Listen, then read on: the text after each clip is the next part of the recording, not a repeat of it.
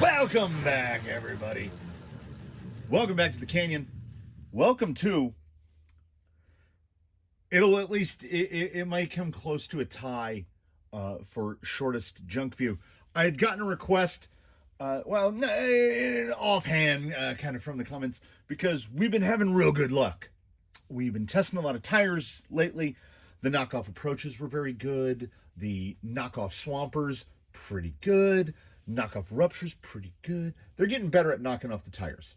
So the most recent junk view I can think of that did not live up, well, the expectations were low, and they lived up to the low expectations, were those Amazon reservoir shocks, which are currently residing in a greasy bag in a drawer over here. So this was not intended to be covered in a video in any way. It was just something that I bought with the hopes that it was going to work. And the is this right here. This is your run-of-the-mill Amazon alloy gearbox for 10-2 type bolt spacing, which is the two close holes and the two far holes. And we're going to try to do this forensically. We'll work sort of backwards. So this thing has a lot of problems. What you would anticipate from an Amazon gearbox, and the Amazon Dig gearbox, the QT gearbox, is very good. I have 5 or 6 of them. They're very good. I have one of the Benedict Harry all aluminum gearboxes for TRX4. That's what Daphne's been running like since the beginning. Like, never had a problem. As a matter of fact, the 2-speed in that particular gearbox shifts more smoothly than the 2-speed in the factory gearbox. Okay, so let's start with the basic stuff. One of the selling points to me was this little skeletonized half gear cover, because generally there'll be like wires up here that want to fall into the spur gear and get ed up. I don't want a full gear cover because I don't think they're that beneficial on a lot of rigs. On some rigs that are going to get some really heavy duty stuff, yes. Now, these are the original screws that came with. They are indeed stainless, but certainly ungraded. The screws will start to show a little bit of galling with basically the first installation and removal. And the gearbox will come fully assembled, and the first thing that one must do is disassemble it. Any of these, you're going to have to disassemble them, because there will not be a speck of grease on the gears, and there will not be a drop of oil in the bearings. This, like most Amazon gearboxes, comes with metal shielded all around, no rubber seals. It's all metal shielded, which should give you really smooth operation. There's very little grease in this. I cleaned off as much as I could. You should just be able to spin that.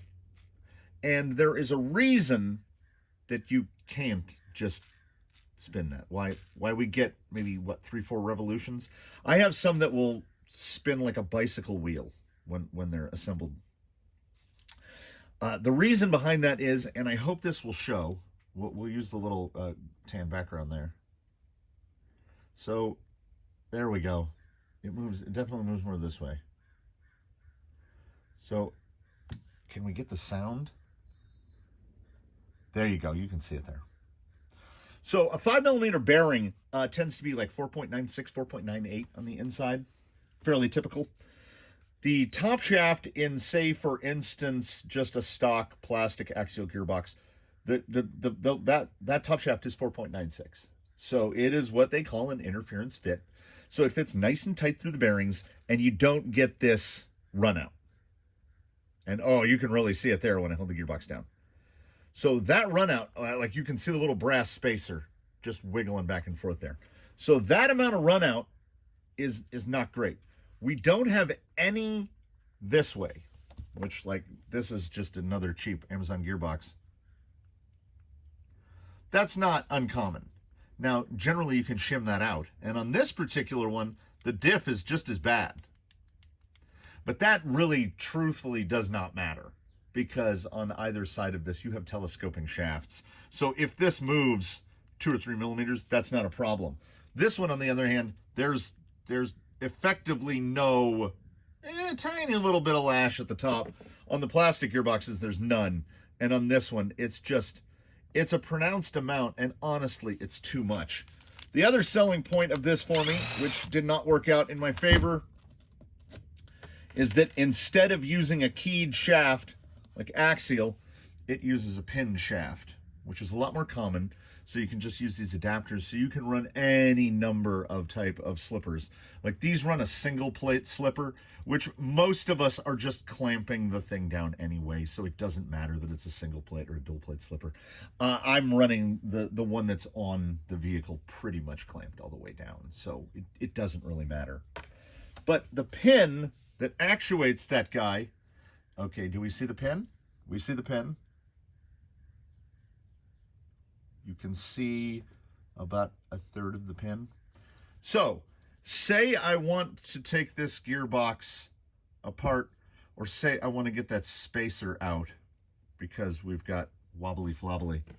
Well, if we push this as much as we can, see, is that a bug or a feature? The pin won't fall out, right? Because the pin is kept. So if your bolt assembly were to loosen up all the way, the pin won't be able to fall out because it's kind of retained in there.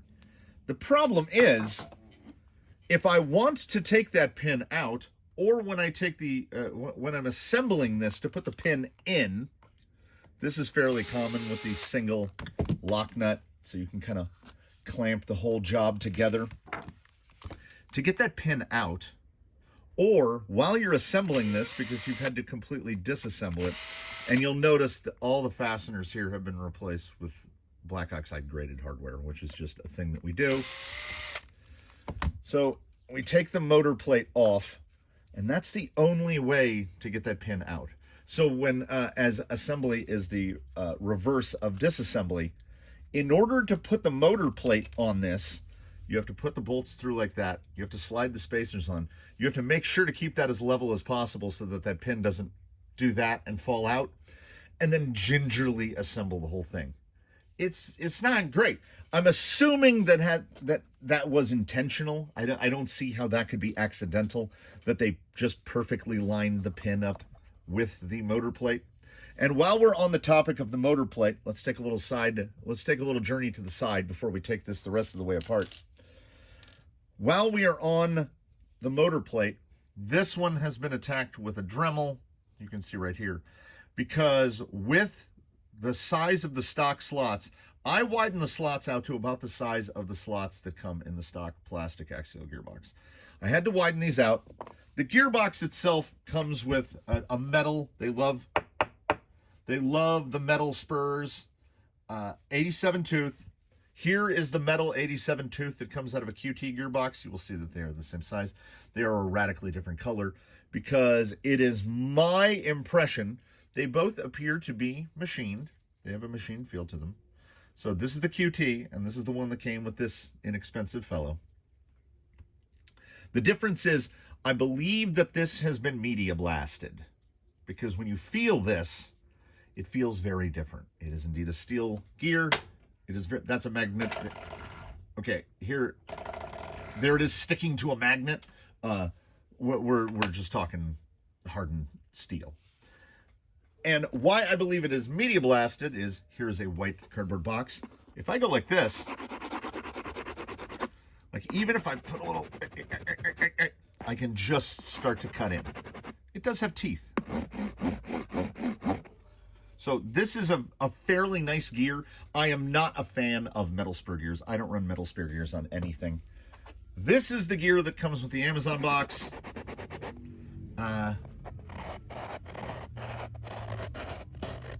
So nothing was done to the teeth at all.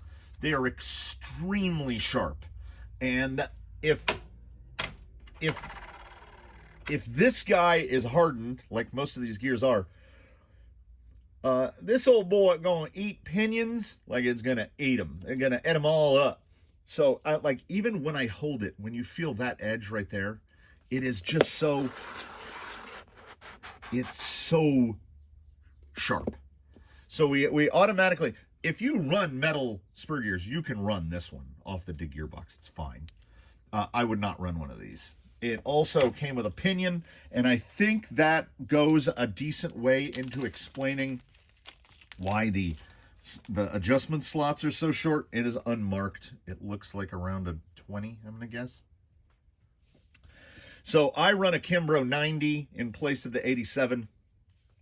These slots are not long enough. They're also not short enough if you go down. So if you drop down to like an 84, you can just get mesh. So with the way the slots are and its stock configuration, you either have to go down in spur and up in pinion or just stick with an 87, and you only, the 20 is almost at the very outside. So you can gear down but not up. So, I mean, this is a pinion that I will not use. It feels like it is manufactured to the same. And most are RTR pinions and OE included pinions, with the exclusion of like Vanquish. Traxxas are okay, but with the exclusion of stuff like Vanquish, stock pinions aren't very good. I particularly dislike axial pinions. They have a big shoulder on them, which means if you have any run out, if it runs out this way, it will push that part, and then you'll have spur gear shards everywhere. So particularly metal, that would be a bad idea. So as we move inside this guy, and yes, we had gone with the CRC grease for this. Here's red flag, number 17 in this instance. The bearings would rather stick to the diff or the main gear than they would stay in the housing, because we've got the lash in the shaft. Oh, did I even mention 496 on an axial shaft? This one is about 490. So 6 to 8 thousandths. It's not a lot, right? Wait, no, I'm thinking American right now. That's 0.06 millimeters to 0.008 millimeters, almost a tenth of a millimeter, which is a lot. Is that close to 100th of an inch? Close to 1/100th? That's really quite bad. When you combine that with the tolerance of the bearing seats, which generally, like that, all the bearing seats are like that, to where there's no, like, these don't, not only do they not fit tight, yeah, we can all see that together. That's really bad. And it's a little eccentric because it kind of wants to hold it. So that hole was not, I'm going to guess cast. That hole was not cast round. It is eccentric. So the bearings don't hold. So, and the bearings that don't hold are holding a main gear that is every bit as rough as the other gear. There was nothing. And as a matter of fact, when I initially took it apart, there's still one right there. That right in there, that's not a speck of grease. That is a little chunk of metal. There he is. A little chunk of metal right there. So this whole case was full of little chunks of metal. Like, they took these gears off of whatever machine was making them, casting them, machining them, whatever, and they shoved them in this gearbox. So not just not greased or oiled, like they didn't even clean the parts off before they put it together. Smell-o-vision is not a thing, so I would like to point out this gearbox was lubricated with the CRC, and the smell.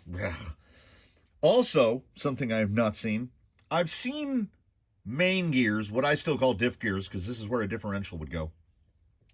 I've seen them one piece, which is very common.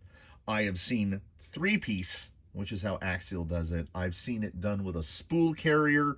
I've seen it done with a carrier with a spool block. What I have never seen is swaged. So we've got a center section with crenellations, like the side of a coin, and then it is pressed into the center of the gear. Now, I think in most applications, that's probably going to be fine. But I think over time, that's probably not the best solution. Better to just either make it in one piece or assemble it in multiple pieces. So we've got the same, all of the gears are very sharp. This shaft was probably machined or cast to the correct tolerances, and then it was chrome plated. So we have a full interference fit going through the bearings. But that doesn't really matter very much because the hole that's actually in the case is significantly bigger. Now, when all of the gears are installed, should be better, right? Well, no, it just adds up to cumulative lash. Like, I couldn't even feel that. So, like, watch that center shaft just flobble around. So, nothing fit, like, they can't all be winners, right? So, there's just lash everywhere and run out everywhere. The only place there isn't run out is that the housing, at least, the housing that they copied to clone this, the housing is the correct thickness. So when they go together, we have no, it fits nice. That's a nice fit. This has got about what you actually want. You can move, it's a third of a millimeter or so. But this, and when we don't have the bolts in and I move this side to side, I can feel it moving the gears inside. Like everything is wobbling around. It feels so good right there. But then once it is all assembled, there is so much play in everything. And oh, I don't know how well I can illustrate this. We got to get the tiny little pin back in here. The runout translates, and due to machining or what have you, my fingers are not built for this. Due to the tolerances of the machining, when we get the back plate on here, and then we put this guy on the front, when this is rotating, the runout is, we've got runout on all three axes. So we're putting that down. So when this is rotating, yeah, you can see it. Okay, watch the background against that. It goes. Ooh. So this is not true on the face. It's not flat. And I thought, I was trying to figure out what here in the chain is out of true. So I took the box that is in the nameless and I was just changing one part at a time until we figured it out. And it's all of it. This is slightly, it appears to be centric. The hole is pretty much through the center, but the whole assembly itself is actually kicked off just like the tiniest micrometers. And the same for what mounts the spur. And then when you bolt the spur to it, it becomes additive. Can we get that to spin? That is so much smoother than anything I could get. But again, it's not assembled. Like the gearbox just comes apart right now. So once everything gets tightened down, I should have been warned before I went through all the work of, it's been in and out of the rig like 4 times because trying to get it to fit. This right here, it's just indicative that none of the tolerances are to any kind of a spec. So this thing is, it is a photocopy of a photocopy. Like, also, when you put it in the vehicle, like I already have, and I'm doing that thing again. I could just show you what we're talking about. So the way this vehicle is laid out, here's the receiver box and here is the speed control.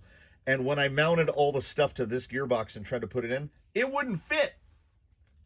It would not fit in the vehicle.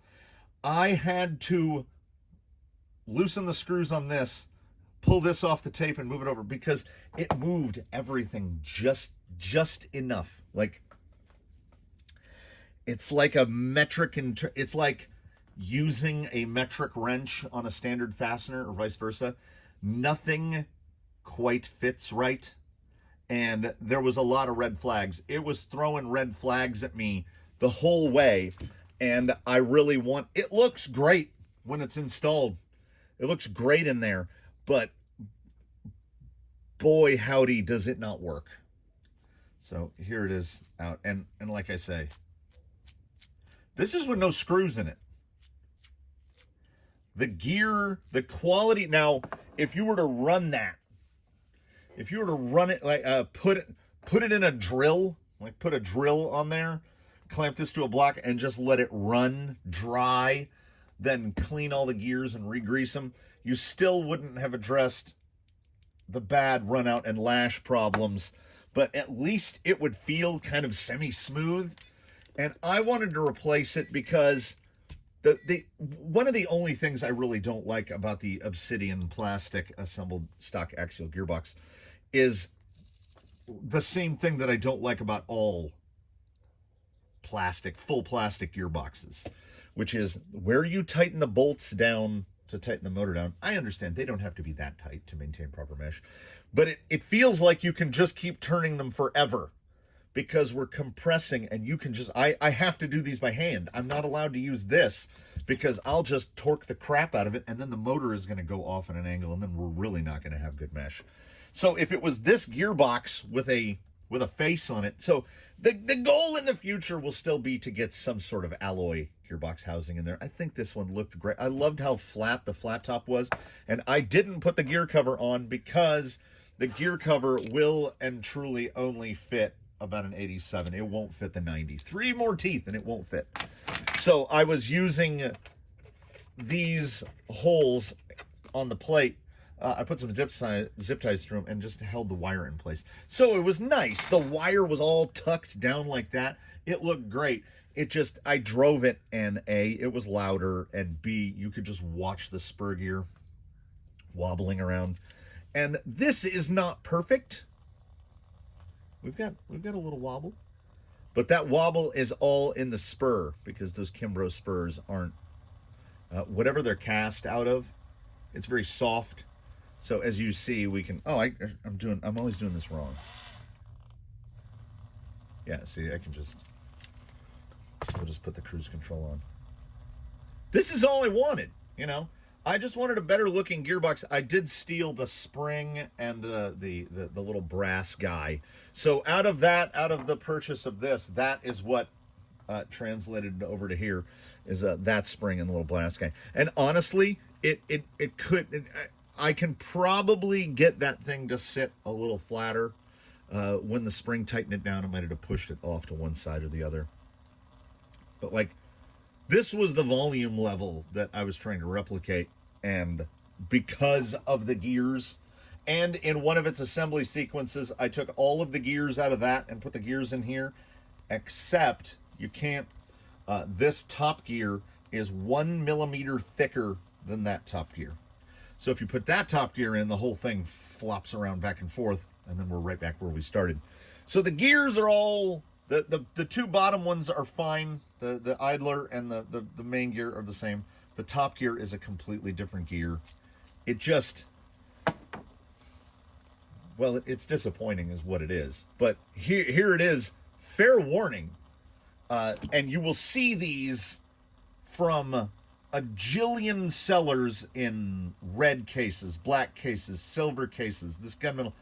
I'm going to have to assume, which could potentially make an ass of you and me, but I'm going to assume that they're all the same because I was pouring through the pictures and all the spur gears look pretty much the same. So to me, that's an indication that they're probably all the same and should generally be avoided. There you go. That is a proper Junkview. This is junk, but my inability to throw things away, I'll put the screws back in it. I'll put it in a bin, and then it'll be sitting there. And, you know, it can work as a placeholder when something's getting built. I didn't feel like going all the way and putting dig on this. So I just wanted to. And you know what? I think I'm okay with it now. I think we'll just, where's the body? I think I'll just stick with what's on here. You hear the noise? Go up a tiny little bit. Little noise amplifier. It's just like when you put the gear cover on. Oh, I can't. The gear cover also won't fit with a 90 tooth. There you go, everybody. We're rubbing there a little bit. That's a little better. Yeah, so much louder with the body, right? So, here's a thing you shouldn't buy. It's not a... Yeah, blissful sounds. It's not great. It's really not great. It has too many problems. And those the problems are in the design, and they are fundamental. So, if you're looking for a cheap gearbox, at this point, I can't help you. We will try to find something here in the near future that I would use as a recommendation. Thank you for watching. Thanks for joining me for this Junk View. I will see you all again, hopefully very soon. Be sure to comment below. If you've tried one of these and it worked, let me know, which is actually, and when you're leaving that comment, remember, much like instances like the ESC70, if you have one of these and it works, and I have one and it doesn't, that means the QC is top-notch. So that's probably more damning than just saying that they're all terrible. And they're unfixable problems. I can't fix bad casting and bad machining. It's just too much lash. I mean, I'm not gonna start wrapping my bearings in Teflon tape to try to get tight fitment.